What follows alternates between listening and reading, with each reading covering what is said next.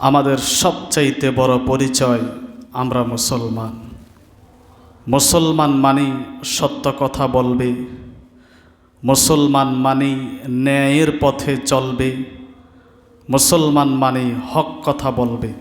সেই সত্য কথা বলতে গিয়ে, হক কথা বলতে গিয়ে, ন্যায়ের কথা বলতে গিয়ে যদি আমাদের গায়ে লেগেও যায়, আমাদেরকে সেটা মেনে নিতে হবে। সাহাবায়ে কেরামের আদর্শ ছিল তারা সত্যকে লালন করতেন। সত্য থেকে তারা কখনো পিছপা হতেন না। সত্যকে তারা নিজেদের জীবনের সঙ্গী বানিয়েছেন। যদিও সত্যের উপরে অটল থাকা, সত্য মেনে নেওয়া এটা অনেক কষ্টকর। আল হাক্কু মুররুন, সত্যটা হচ্ছে তিক্ত। আমরা অন্যের ব্যাপারে যখন সত্যটা তুলে ধরি, নিজের কাছে খুব শুনতে ভালো লাগে, কিন্তু নিজের ব্যাপারে যখন কেহ সত্যটা তুলে ধরে, আমরা অনেক সময় মেনে নিতে চাই না। ঈমানদার অন্যের ব্যাপারে সত্য কথা তুলে ধরলে যেমন নিজের মধ্যে মেনে নেওয়ার মজা লাগার মানসিকতা কাজ করে, তেমনি আমার ব্যাপারেও কেউ যদি হক কথা তুলে ধরে, আমার কাছেও একই ভালো লাগা কাজ করতে হবে। কারণ সত্য থেকে পিছপা হওয়ার কোনো সুযোগ নাই। আমরা আল্লাহ পাকের প্রশংসা করছি, যিনি প্রশংসা পাওয়ার মালিক। আমরা আল্লাহ পাকের আশ্রয় চাচ্ছি, যিনি বান্দাকে আশ্রয় দেওয়ার মালিক। আমরা তার কাছেই আমাদের গুনাহগুলি মাফ পাওয়ার জন্য দোয়া করি, যিনি বান্দার গুনাহ মাফ করার মালিক। আমরা এটা বিশ্বাস করি, আল্লাহ যদি কাউকে হেদায়েতের পথে রাখতে চান, কেহ তাকে হেদায়েত থেকে দূরে সরাতে পারে না। আল্লাহ যদি কাউকে হেদায়েত থেকে দূরে সরাতে চান, পৃথিবীর সবাই মিলেও তাকে হেদায়েতের রাস্তায় রাখতে পারে না।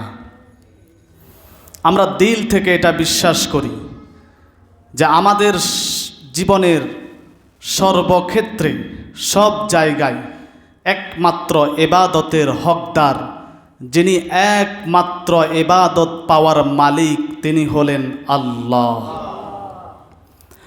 যিনি মুহাম্মদ সাল্লাল্লাহু আলাইহি ওয়াসাল্লামকে আজ থেকে ১৫০০ বছর আগে সর্বশ্রেষ্ঠ নবী এবং রসুল হিসাবে দুনিয়াতে সত্য সহকারে প্রেরণ করেছেন। সত্যকে আল্লাহ তাআলা নিজের জন্য খাস করেছেন, সত্য দিয়েই নবীকে আবার দুনিয়াতে পাঠিয়েছেন। এই সত্যকে কিয়ামত পর্যন্ত আল্লাহ কায়েম রাখবে। অতএব আমরা আমাদের জীবনের প্রত্যেকটা ক্ষেত্রে, প্রত্যেকটা সময়ে আমরা এক আল্লাহ ছাড়া আর কাউকে ভয় করব না। সত্য বলার ক্ষেত্রে আমরা দুনিয়ার কোনো শক্তিকে পরোয়া করব না। আমরা সত্য বলার ক্ষেত্রেও এক আল্লাহকে ভয় করব, যিনি আপনার আমার মালিক, যিনি আমাকে পথ দেখান, যিনি আপনি আমাকে পথের দিশা দেখান, যিনি আপনাকে আমাকে সত্য বলতে উৎসাহ দিয়েছেন। কোরআনে কারীম বলছেন, ইয়া আইয়ুহাল্লাযীনা আমানুত্তাকুল্লাহ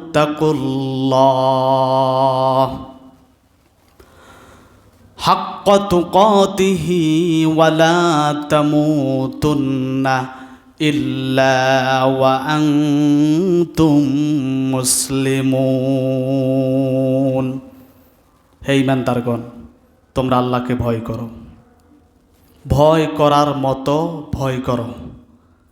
ওয়া লা তামুতুন্না ইল্লা ওয়া আনতুম মুসলিমুন, আর মুসলমান না হয়ে কবরে আসিও না। মুসলমান না হয়ে মৃত্যুবরণ করিও না। অর্থাৎ আল্লাহকে এমনভাবে ভয় করো, এমন যথাযথ ভয় দিলের মধ্যে রাখো, যেই ভয় লালন করলে তুমি দুনিয়াতে মুসলমান হয়ে থাকতে পারবে। আল্লাহকে এমনভাবে ভয় করো, যেই ভয় করলে তুমি মুসলমান হয়ে কবরে যেতে পারবে। আল্লাহ তাআলা অন্য আরেকটি আয়াতে বলেছেন, ইয়া আইয়ুহান নাসু ইত্তাকু রাব্বাকুমুল্লাযী খালাকাকুম মিন নাফসিন ওয়াহিদাহ وخلق منها زوجها وبث منهما رجالا كثيرا ونساء واتقوا الله الذي تساءلون به والأرحام ইন্নাল্লাহ কানা আলাইকুম রাকিবা।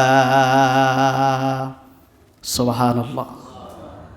ইয়া আইয়ুহান নাসু ইত্তাকু রাব্বাকুমুল্লাযী খালাকাকুম মিন নাফসিন ওয়াহিদাহ।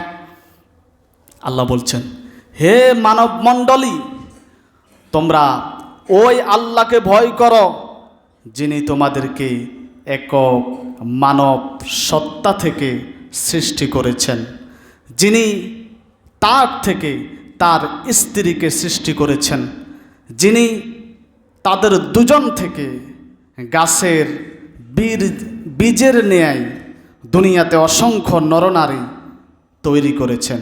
সুবহানাল্লাহ। ওই আল্লাহকে তোমরা ভয় করো, যার মাধ্যমে তোমরা একে অপরের কাছ থেকে অধিকার দাবি করো। ওয়াত্তাকুল্লাহাল্লাযী তাসাআলুনা বিহি ওয়াল আরহাম। আর ওই নারীকে তোমরা সম্মান করো যিনি তোমাকে গর্ভধারণ করেছেন, যিনি তোমাকে পেটে ধারণ করেছেন, তার প্রতি তোমরা শ্রদ্ধাশীল হও, তাকে সম্মান করো। ইন্নাল্লাহা কানা আলাইকুম রাকিবা। আর আল্লাহ তাআলা তোমাদের প্রত্যেকটা বিষয়কে তিনি পর্যবেক্ষণ করছেন। তিনি আমাদের প্রত্যেকটা আমল, প্রত্যেকটা কথা, সব কিছু তিনি পর্যবেক্ষণ করছেন। ইয়া আইয়ুহাল্লাযীনা আমানুত্তাকুল্লাহা ওয়া কুলু কওলান সাদীদা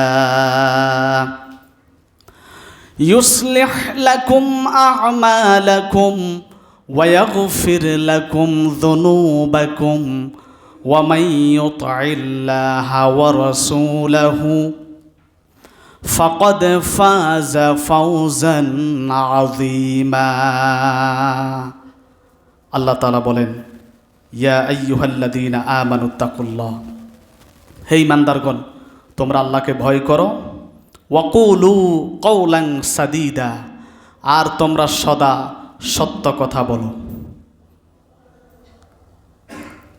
ইউসলিহ লাকুম আ'মালাকুম, যদি তোমরা আল্লাহকে ভয় করতে পারো আর সত্য কথা বলতে পারো, তাহলে তিনি তোমাদের আচার আচরণ, তোমাদের আমলকে তিনি পরিশুদ্ধ করবেন, সংশোধন করে দিবেন। ওয়ায়াগফির লাকুম যুনুবাকুম, আর তোমাদের গুনাহগুলো মাফ করে দিবেন। ওয়া মান ইউতি'ইল্লাহা ওয়া রাসূলাহ, আর যারা আল্লাহ এবং তার রাসূলের ইতাআত করে, আনুগত্য করে, তারাই দুনিয়াতে মহা সাফল্য অর্জন করবে। আল্লাহ বলেছেন, তোমরা আল্লাহকে ভয় করো আর সত্য কথা বলো। তাহলে যারা সত্য কথা বলে না, তারা মূলত আল্লাহকে ভয় করে না। আর যারা সত্য কথা বলে, সত্য কথা বলতে নিজেকে কুণ্ঠিত বোধ করে না, সত্যের সামনে নিজের কণ্ঠকে উঁচু করে দেয়, এরাই মূলত আল্লাহকে ভয় করে। আল্লাহর ভয় দিলে না থাকলে কেউ জবান দিয়ে কখনো সত্য কথা বলতে পারে না। যার দিলের মধ্যে আল্লাহর ভয় নাই, আখিরাতের চিন্তা নাই, সে মিথ্যা কথা বলতে পারে। সে কখনো সত্য কথা, কখনো মিথ্যা কথা সে বলে যায়। অথচ এটা কিন্তু সততা না।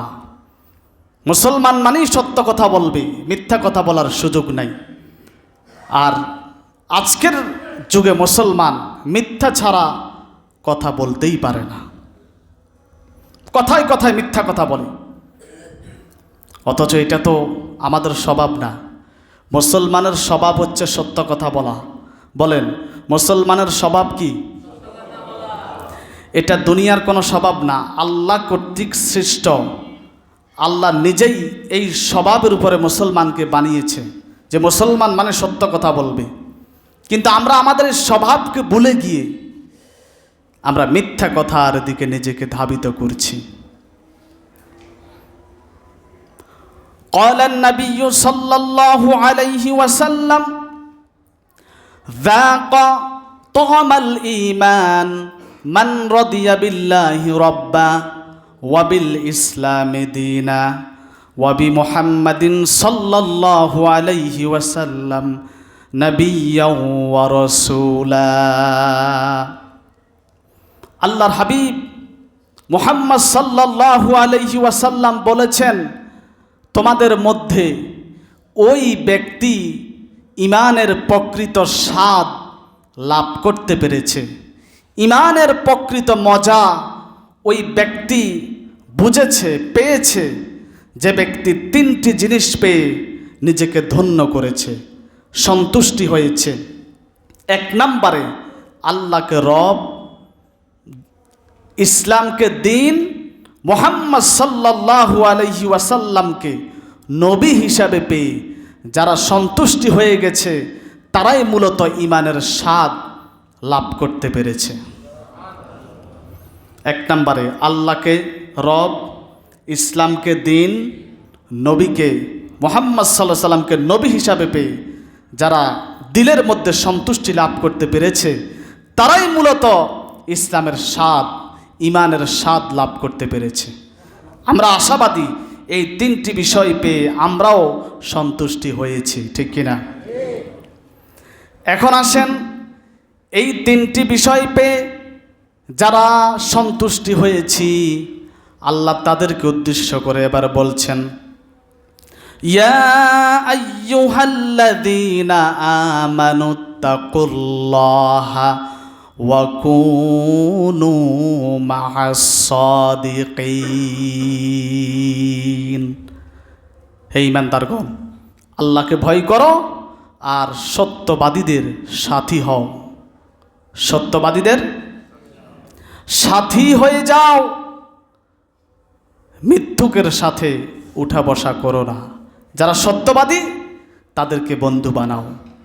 সূরা তাওবার এই আয়াতে সৎ এবং সততা সম্পর্কে যেটা বোঝানো হয়েছে সেটা হলো তোমার বাহ্যিক আচার আচরণ, তোমার বাহ্যিক আমল আখলাক যেন তোমার দিলের সাথে সঙ্গতিপূর্ণ হয়। সাবধান, তোমার অন্তরের চিন্তা, অন্তরের কাজকর্ম যেন তোমার বাহ্যিক আচরণের অনুরূপ না হয়। অর্থাৎ আমরা যেই আমল করব, কথা বলবো, আমাদের কাজ কাম সব কিছু যেন আমাদের দিলের সাথে সামঞ্জস্য হয়। এর বিপরীত হলে এটার নাম সততা নয়। হযরতে ওমর রাদিয়াল্লাহু তাআলা আনহুর ছেলে, যাকে আমরা ইবনে ওমর রাদিয়াল্লাহু তাআলা আনহু বলি, ইবনে ওমর রাদিয়াল্লাহু তাআলা আনহু বললেন যে তোমাদের মধ্যে কেউ ততক্ষণ পর্যন্ত পূর্ণ ঈমানদার হতে পারবে না যতক্ষণ না তার মধ্যে এমন কিছু অভ্যাস আছে সেগুলো যতক্ষণ সে ঝেড়ে ফেলে দিতে না পারবে, যতক্ষণ দূর করতে না পারবে, যেগুলো প্রকাশ হয়ে গেলে সে দুনিয়াতেও অপমান হবে, আখিরাতেও অপমান হবে। এমন কিছু অভ্যাস, এমন কিছু খারাপ চরিত্র যে তার দিল থেকে দূরে সরাতে না পারবে, সে প্রকৃত মুমিন হতে পারবে না। একজন প্রশ্ন করলেন, হে ওমর, হে ইবনে ওমর রাদিয়াল্লাহু তাআলা আনহু, একজন ইমানদার কখন তাকওয়ার সবচেয়ে সর্বোচ্চ চূড়ায় পৌঁছে যায়? তিনি বললেন, একজন ইমানদার যখন তার দিলের মধ্যে যা কিছু আছে এগুলো একটা পাত্রের মধ্যে নিয়ে বাজারে বাজারে ঘুরবে, আর মানুষ তা দেখবে, এতে তার লজ্জা হবে না। সুবহানাল্লাহ। তাহলে বুঝতে হবে সে তার তাকওয়ার সর্বোচ্চ লেভেলে পৌঁছে গেছে। অর্থাৎ একজন ইমানদার তার বাহ্যিক কথাবার্তা, আমল, আখলাক, চরিত্র আর তার দিলের সাথে পুরা মিল। সে তো তার দিলের ইচ্ছা মানুষকে দেখাতে লজ্জাবোধ করবে না, কারণ তার কথায় আর কাজে কি মিল। মূলত ওই ব্যক্তি তো লজ্জা পাবে যার কথাবার্তা অত্যন্ত মধু কিন্তু দিলের সাথে মিল নাই। তাহলে এই লোক কিন্তু তার ভিতরের জিনিসগুলো মানুষকে দেখাতে সে লজ্জাবোধ করবে, আর এমতো অবস্থায় সে কখনো পরিপূর্ণ ইমানদার হতে পারবে না। তাহলে আল্লাহর সাথে সততার পরিচয় হচ্ছে আমার বাহ্যিক আমল, আচরণ, আখলাক সব কিছু আমার দিলের সাথে সামঞ্জস্য হতে হবে। আমার বাহ্যিক যে চরিত্র আমার ভিতরের ঠিক একই চরিত্র হতে হবে, অন্যথায় এটা আল্লাহর সাথে সততার পরিচয় নয়। এজন্য সাহাবায়ে কেরামের আদর্শ, আমরা তো মুখে যা বলি, আমাদের মুখে কিন্তু কথাবার্তা খুব মধু, খুব সুন্দর, অনেক সময় আমাদের কথার সাথে দিলের কোনো মিল নাই, অন্তরের চিন্তাধারা, অন্তরের কর্মের সাথে, আমলের সাথে কোনো মিল নাই। কিন্তু সাহাবায়ে কেরাম আরও উঁচু মাপের ইমানদার ছিলেন। তারা বাহ্যিক যে আমল করতেন তার চাইতেও তাদের দিলের চিন্তা ফিকির ছিল আরও উত্তম। সুবহানাল্লাহ। এজন্য সাহাবীরা দোয়া করতেন, আল্লাহুম্মা জাআল বাতিনানা খায়রাম মিন যাহিরানা ওয়াজআল যাহিরানা খায়রা। হে আল্লাহ, আমার গোপন অবস্থাকে আমার বাহ্যিক অবস্থার চাইতেও তুমি উত্তম বানিয়ে দাও, আর আমার বাহ্যিক আমলকে তুমি সুন্দর করে দাও। তারা দোয়া করতেন এটা, আমি বাহ্যিক যে আমল করি, যেই কর্ম করি, এটার চাইতেও যেন আমার দিলের যেটা গোপনীয়, যেটা মানুষ দেখে না, এটা যেন আরও উত্তম হয়, আর আমার বাহ্যিক আমলগুলিকে সুন্দর করে দাও। আমরাও এই দোয়া বেশি বেশি করব, আল্লাহ আমার বাহ্যিক আমল হচ্ছে আমার গোপনীয় আমলকে তুমি আরও উত্তম করে দাও, আরও শ্রেষ্ঠ করে দাও। কিন্তু আমাদের চরিত্র হচ্ছে দিলের মধ্যে যা আছে, যাই আমরা প্রকাশ্যে বাহ্যিক সুন্দর আমল করি, কিন্তু আমাদের গোপনের অবস্থা এটা আরও খারাপ। আমাদের গোপন বিষয় কি আরও খারাপ। এটা আল্লাহর সাথে সততার বৈশিষ্ট্য না। প্রত্যেকটা দিল সত্যকে ভালোবাসে, প্রত্যেকটা মানুষের হৃদয় সত্যের দিকে ধাবিত হয়, এটা আল্লাহ কর্তৃক সৃষ্ট ফিতরাত। ফিতরাত মানে স্বভাব, প্রকৃতি, আচার, নিয়ম।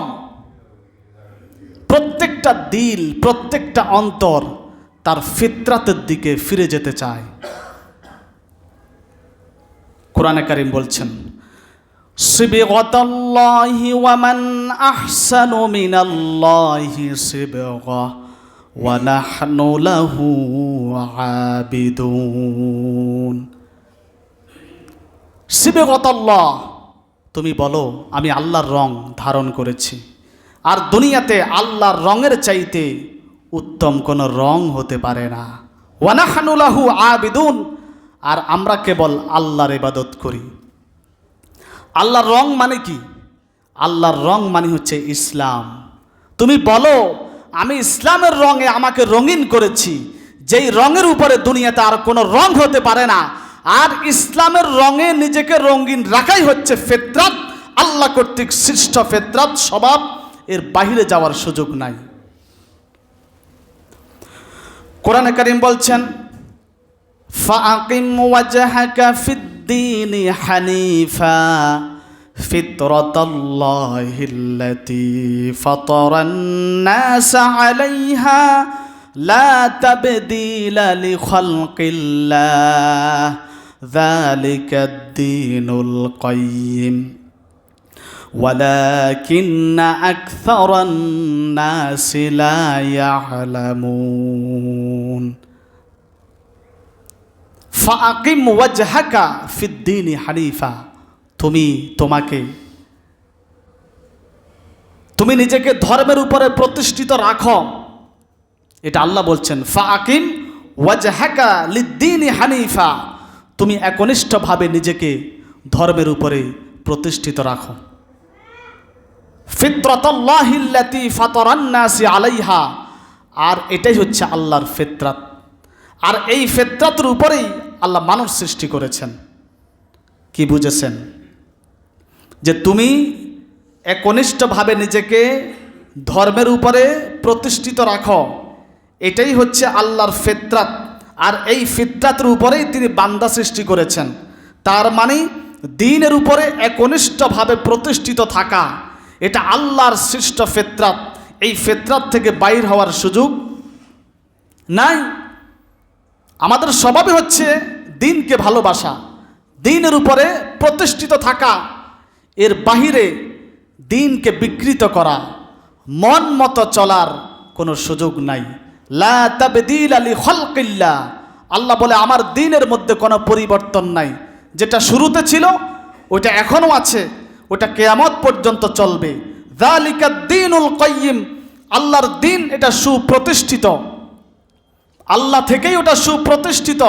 ওয়ালাকিন্না আকসারান নাসি লা ইয়ালামুন, যদিও তোমাদের অনেক মানুষ এটা বুঝে না। তারা মনে করে দ্বীনের মধ্যে পরিপূর্ণতা নাই, এজন্য কিছুক্ষণ ইসলাম মানে, আবার কিছুক্ষণ গণতন্ত্র মানে, কিছুক্ষণ ইসলাম মানে, আবার কিছুক্ষণ মানুষের তৈরি করা মতবাদকে প্রাধান্য দেয়। তাদের কাছে ইসলামটা পরিপূর্ণ মনে হয় না, সুপ্রতিষ্ঠিত দ্বীন মনে হয় না। তারা মাঝে মাঝে ইসলাম থেকে বের হওয়ার চেষ্টা করে। তাদের অনেকে এমনও বলে, আরে কোরআন কিতাবের কথা রাখো, বাস্তবতা বুঝো। বলে কি না? অনেক মানুষ আছে যে কোরআন কিতাবের কথা রাখো, বাস্তবতা বুঝো। এই কথা যে বলবে দিল থেকে, তার ঈমান শেষ। কোরআন কিতাবের সাথে বাস্তবতার কোনো দিনও অমিল হয় নাই, হবেও না। যত বাস্তবতা নিতে হবে সব কোরআন এবং সুন্নাহ থেকে নিতে হবে, এর বাহিরে যাওয়ার কোনো সুযোগ নাই।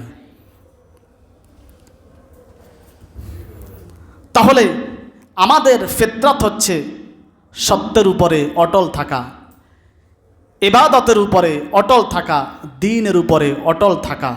আর এই ফিতরাত কে সৃষ্টি করেছেন? আল্লাহ সৃষ্টি করেছেন। আর এই ফিতরাত বেশি সময় ধরে কোনো মিথ্যাকে বরদাস্ত করতে পারে না, কোনো ভণ্ডামিকে বরদাস্ত করে না। কারণ আল্লাহর সৃষ্টি করা ফিতরাত এটা দীর্ঘদিন মিথ্যার সাথে চলতে পারে না। মিথ্যার ফুল ঝুরি একসময় ধ্বংস হয়ে যায়, কিন্তু যেটা সত্য এটা প্রতিষ্ঠিত থাকে। সত্য কি? সত্য জমিনে প্রতিষ্ঠিত থাকবে, মিথ্যা কিন্তু প্রতিষ্ঠিত থাকে না। এজন্য আমাদের স্বভাব, আমাদের প্রকৃতি, আমাদের আচার আচরণ সত্যের উপরে অটল রাখতে হবে। সত্যের বাহিরে যাওয়ার সুযোগ নাই। আর যার মধ্যে সততা নাই, যে আমলের মধ্যে, যে কাজের মধ্যে সত্যবাদিতা নেই, ন্যায় নিষ্ঠা থাকবে না, ওই আমল আল্লাহর দরবারে কবুল হবে না। পৃথিবীতে কেবল সত্যনিষ্ঠ যে আমল, সততার সাথে যে আমল করা হয়, ওইটাই আল্লাহ কবুল করেন। সত্যনিষ্ঠার বাহিরে কোনো আমল উপকারে আসে না। এজন্য সত্য যেটা, ওইটা আল্লাহর পক্ষ থেকে এসেছে। সত্য কোথা থেকে এসেছে? আল্লাহর পক্ষ থেকে এসেছে।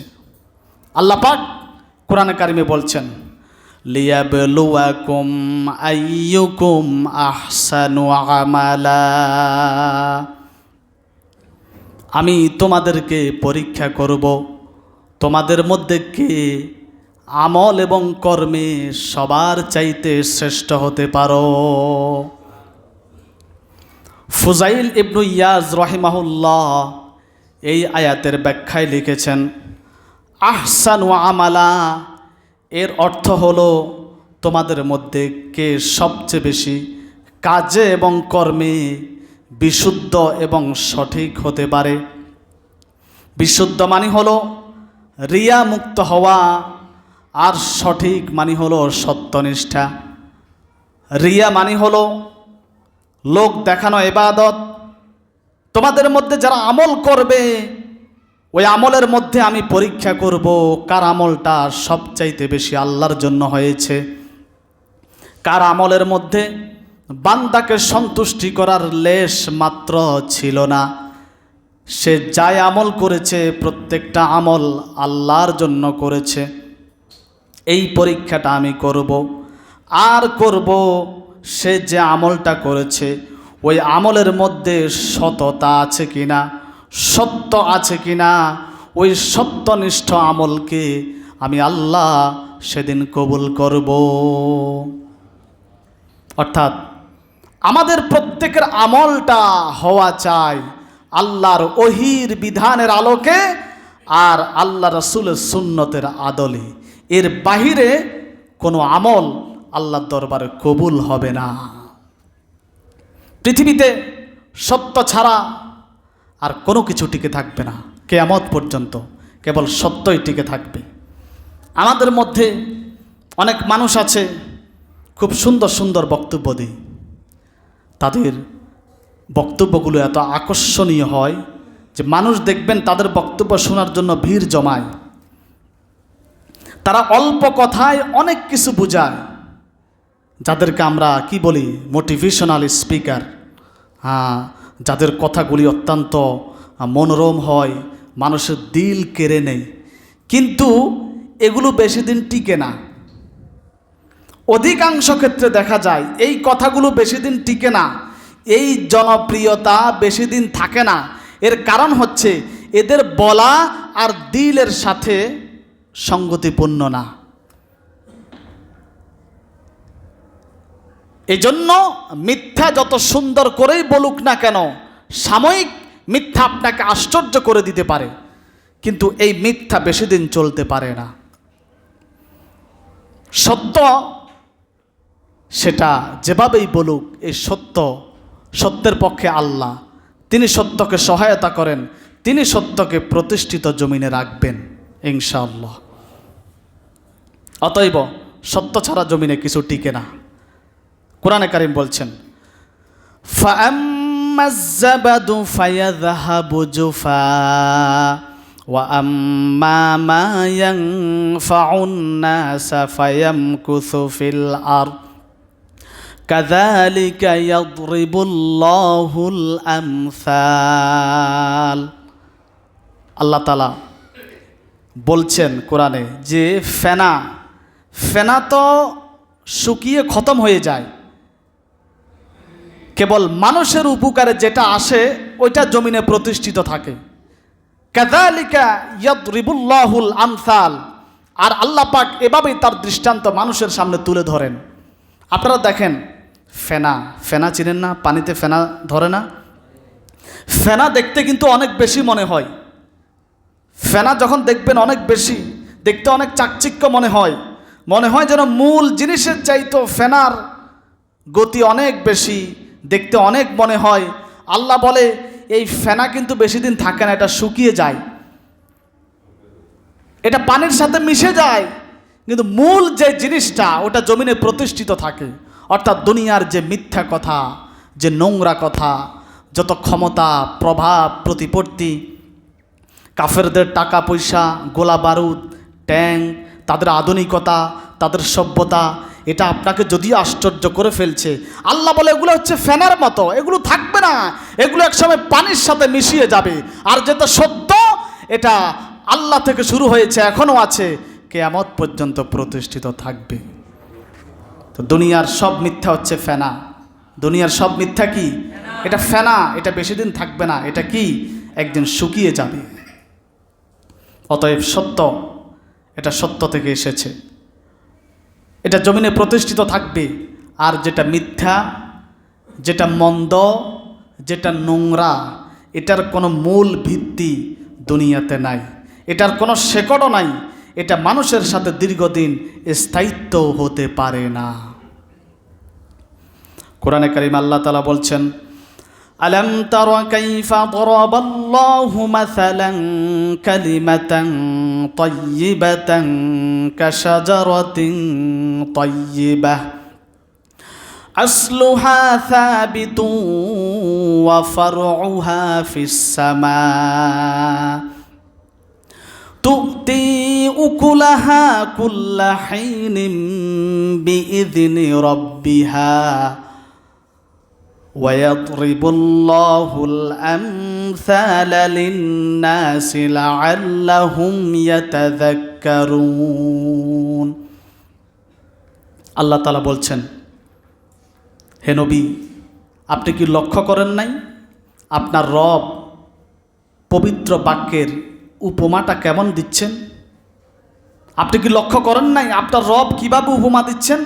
সেটা হলো পবিত্র বাক্য হলো পবিত্র বৃক্ষের মতো, গাছের মতো, যেটার শেকড় অনেক মজবুত, যার ডালপালাগুলি আকাশ পর্যন্ত বিস্তৃত, আর যে গাছ আল্লাহর নির্দেশে ফল দান করে, ফল। সুবহানাল্লাহ। এখানে কি বুঝছেন? আলাম তারা কাইফা দরাবাল্লাহু মাসালান কালিমাতান তাইয়্যিবাহ। ইবনু আব্বাস রাদিয়াল্লাহু তাআলা আনহু বলেন, আল্লাহ এখানে কালিমাতান তাইয়্যিবা বলতে কালেমায়ে শাহাদাতকে বুঝিয়েছেন।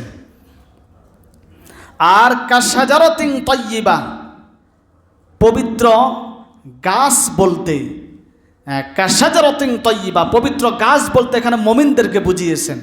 সুবহানাল্লাহ।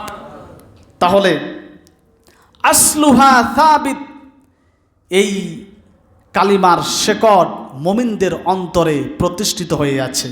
ওয়া ফারউহা ফিস সামা, আর মুমিনের নেক আমলগুলি সকাল বিকাল আল্লাহর আকাশে উঠানামা করে। সুবহানাল্লাহ। আল্লাহর হাবিবের সামনে একদিন সাহাবা একরাম একটা ছোট্ট একটা গাছের চারা এনেছেন। আনার পরে রসুল এই আয়াতে কারিমে তেলাওয়াত করেছেন। তেলাওয়াত করে তিনি বলেছেন, এটা হচ্ছে খেজুর গাছ। কি গাছ? একদিন সাহাবা একরামের মজলিসে আল্লাহর হাবিব মুহাম্মদ সাল্লাল্লাহু আলাইহি ওয়াসাল্লাম বক্তব্য দিলেন। এক পর্যায়ে তিনি বললেন, সাহাবীরা, তোমরা কি বলতে পারবে এমন একটা গাছের দৃষ্টান্ত, উপমা তোমরা কি দিতে পারবে যেই গাছটা কেবল মুমিনের সাথে তুলনা করা যায়, যেই গাছটা শীত গ্রীষ্মেও পাতা ঝরে না, পাতা ঝরে না, যেই গাছটা সারা বছর ফল দেয়, এমন একটা গাছ যার উপমা কেবল মুমিনের সাথে দেওয়া যায়, ওই গাছটার নাম কি তোমরা কেউ বলতে পারবে? তখন ইবনু ওমর রাদিয়াল্লাহু তাআলা আনহু তিনি মনে মনে চিন্তা করলেন, এটা আর কি গাছে হবে, এটা তো খেজুর গাছ, এটা কি গাছ? কিন্তু তিনি বলেন নাই, তিনি বলেন নাই। এজন্য তার সামনে হযরত ওমর রাদিয়াল্লাহু তাআলা আনহু, হযরতে আবু বকর রাদিয়াল্লাহু তাআলা আনহুর মতো বড় বড় সাহাবীরা বসা, তারা যেহেতু কিছু বলছেন না, তিনি আর এখানে আগ বাড়িয়ে বলাটাকে সমীচীন মনে করেন নাই, কিন্তু তিনি উত্তরটা মনে মনে জানতেন।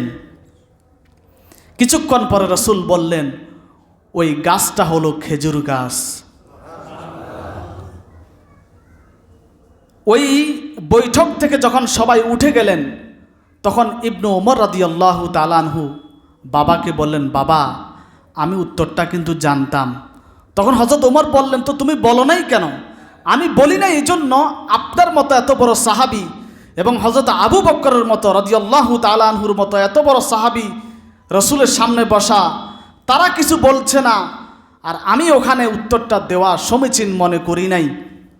হযরত ওমর রাদিয়াল্লাহু তাআলা আনহু বললেন, তুমি যদি উত্তরটা দিতে তাহলে এটা আমাদের জন্য আরও বেশি আনন্দের হতো। সুবহানাল্লাহ। তাহলে পৃথিবীতে একটা গাছ আছে যেটা মুমিনদের সাথে মেসাল দেওয়া যায়, উদাহরণ হিসেবে দেওয়া যায়, ওই গাছটার নাম হচ্ছে খেজুর গাছ। খেজুর গাছের কখনো পাতা ঝরে, মুমিন কখনো ভেঙে পড়ে। খেজুর গাছের শেকড়টা দেখবেন অনেক গভীরে, মুমিনের শেকড়টাও কিন্তু অনেক গভীরে। মুমিনকে মুখের ফুৎকার দিয়ে নিভিয়ে দেওয়া যায় না। খেজুর গাছ থেকে মানুষ সারা বছর উপকার লাভ করে। মুমিন সমাজে সারা বছর মানুষ মুমিন থেকে ফায়দা লাভ করে, কোরআনের কথা শুনে, দ্বীনের কথা শুনে, তার থেকে দেখে মানুষ ইসলাম শিখে, ঠিক কিনা? খেজুর গাছ যেমন মানুষের বিভিন্ন উপকারে আসে, একজন আলেম, একজন আল্লাহওয়ালা বান্দা সারা বছর সমাজের কল্যাণে আসে, ঠিক কিনা?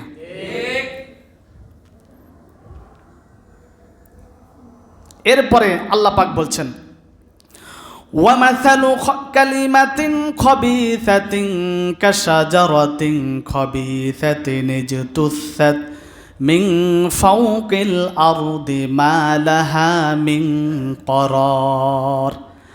আর মন্দ বাক্যের উদাহরণ হচ্ছে মন্দ গাছের মতো, নোংরা গাছের মতো, যেই গাছটা হাদিসের ভাষায় যার নাম হচ্ছে হানজালা গাছ। কি গাছ? নোংরা বাক্য, মন্দ বাক্য, মিথ্যা কথার উদাহরণ হচ্ছে হানজালা গাছের মতো, যেই হানজালা গাছের শেকড় জমিনে কোনো গভীরে নাই, এর শেকড় জমিন থেকে উপড়ে ফেলা হয়েছে।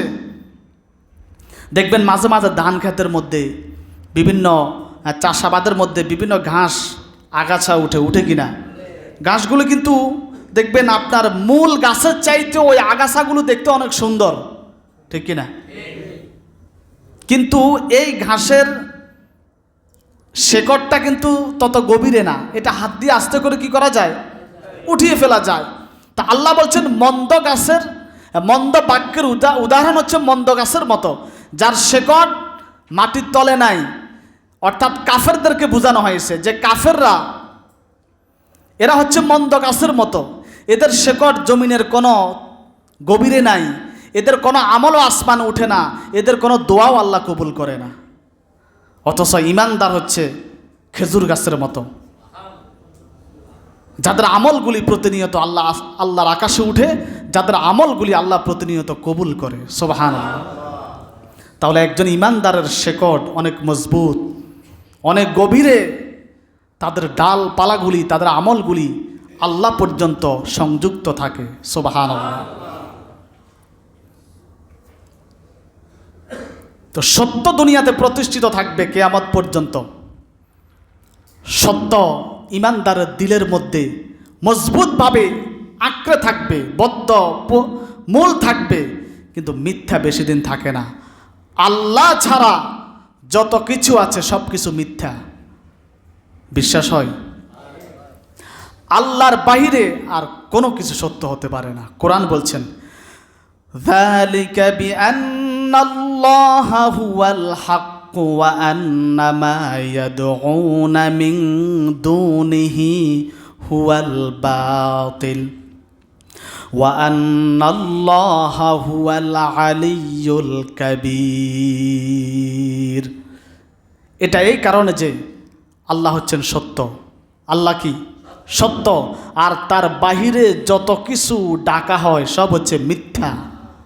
আল্লাহর বাহিরে সব কিছু কি? মিথ্যা। কেবল আল্লাহ সত্য, আল্লাহর ইসলাম সত্য, ইমানদার সত্য, বেঈমান কখনো সত্য হতে পারে না। ওয়া আন্নাল্লাহা হুয়াল আলিয়্যুল কাবীর। আর আল্লাহ হচ্ছেন সুমহান, তিনি হচ্ছেন সুউচ্চ অধিকারী। তাহলে দুনিয়াতে সত্য আর মিথ্যা এটা কখনো একত্র হবে না, একত্র হতেও পারে না। পবিত্র বস্তু আর অপবিত্র বস্তু কখনো এক হবে না। জ্ঞানী আর মূর্খ কখনো এক হবে? কোরআন বলছে, এগুলো সব কোরআনের কথা।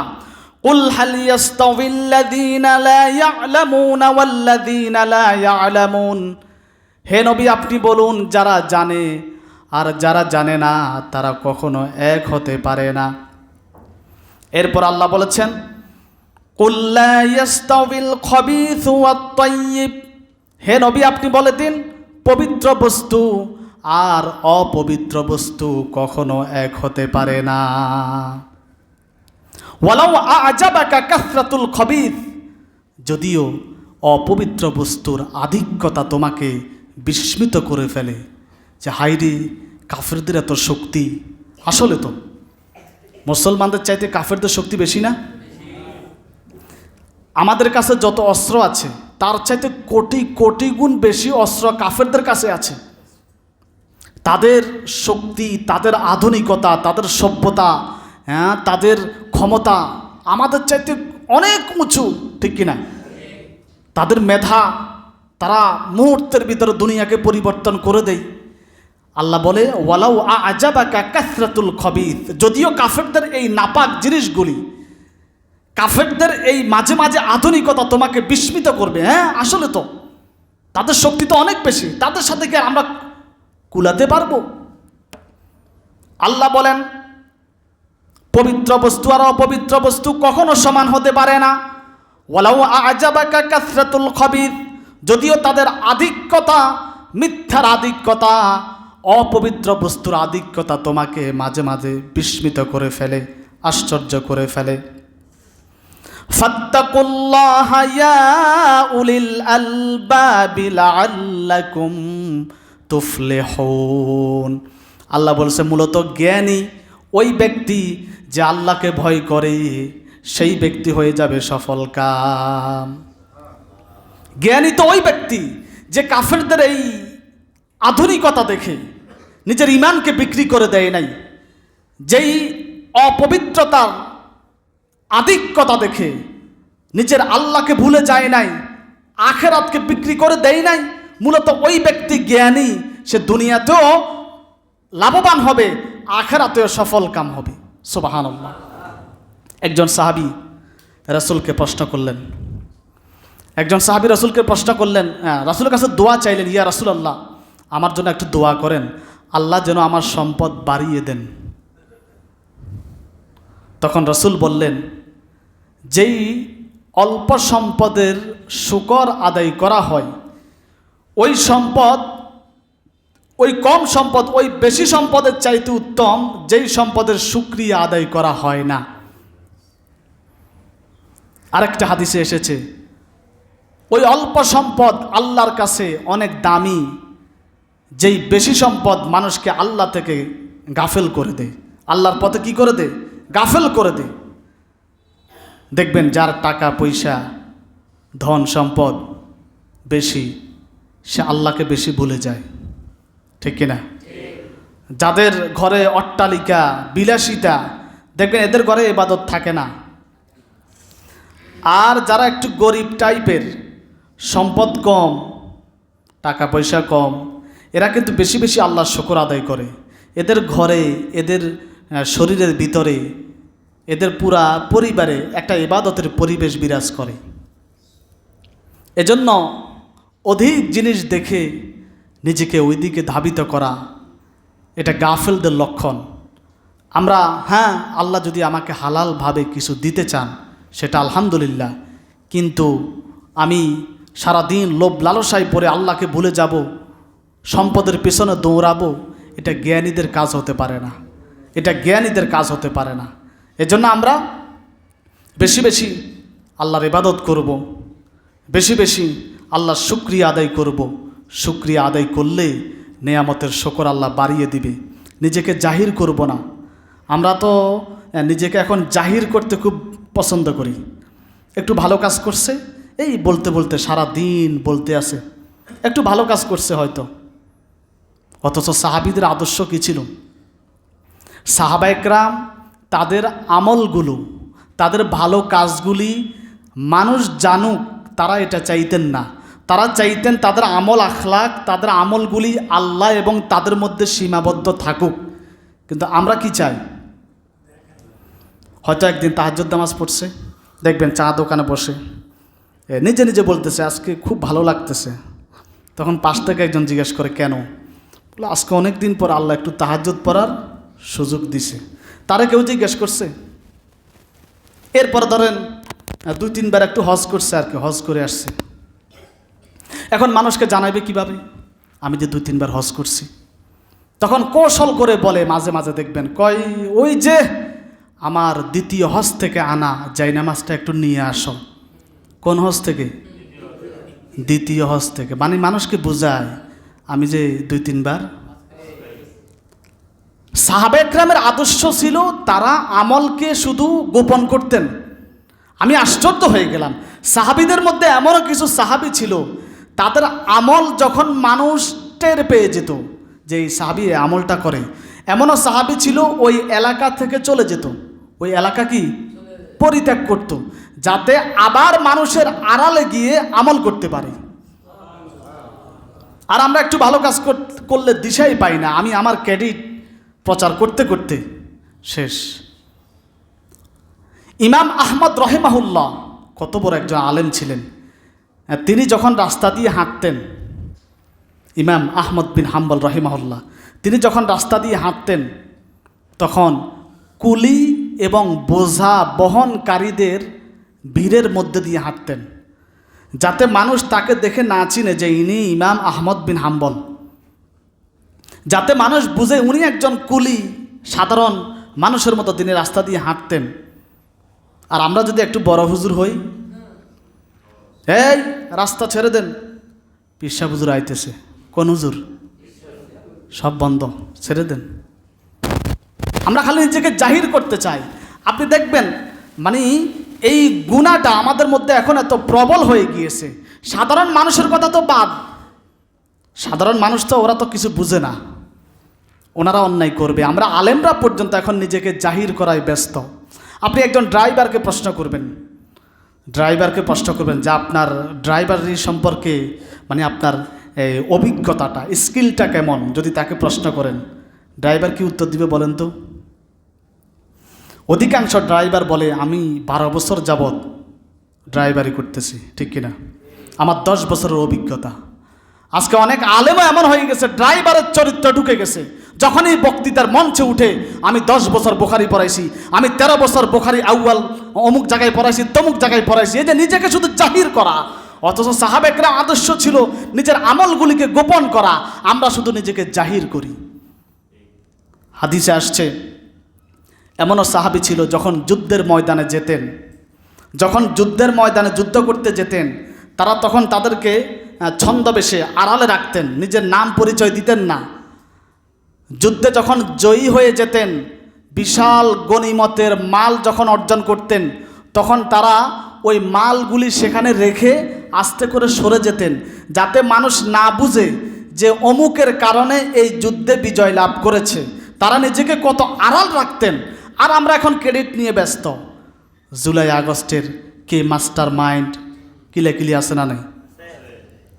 অমুক দল কয় আমরা ছিলাম স্টেক হোল্ডার, আমরা ছিলাম এই আন্দোলনের অগ্রনায়ক, কামড়াকামড়ি আছে না নাই? সাহাবা একরাম যুদ্ধ করতেন, নিজের পরিচয়টা পর্যন্ত গোপন রাখতেন, যাতে মানুষ না বুঝে অমুকের কারণে এই যুদ্ধে আমরা বিজয় লাভ করেছি, যাতে নিজের মধ্যে অহংকার রিয়া চলে না আসে। আর আমরা শুধু নিজেকে জাহির করতে ব্যস্ত। আল্লাহ পাক আমাদের আমলগুলি গোপনে আল্লাহর সাথে সম্পর্ক করে করার তৌফিক দান করে। আমাদের প্রত্যেক মুসলমানের জীবনে এমন কিছু আমল থাকা চাই যেটা আমার স্ত্রীও জানবে না, যেটা কেবল আমি জানবো আর আমার আল্লাহ জানবে। এমন কিছু আমল দুনিয়াতে করে যাবেন যেটা নিজের স্ত্রী সন্তানকেও জানতে দিবেন না। এমন কিছু আমল প্রতিনিয়ত করে যাবেন যেটা আল্লাহ আর আপনার মধ্যে সীমাবদ্ধ থাকবে। তাহলে নাজাতের একটা উসিলা অন্তত দুনিয়াতে রেখে যাওয়া যাবে, অন্যথায় বাছা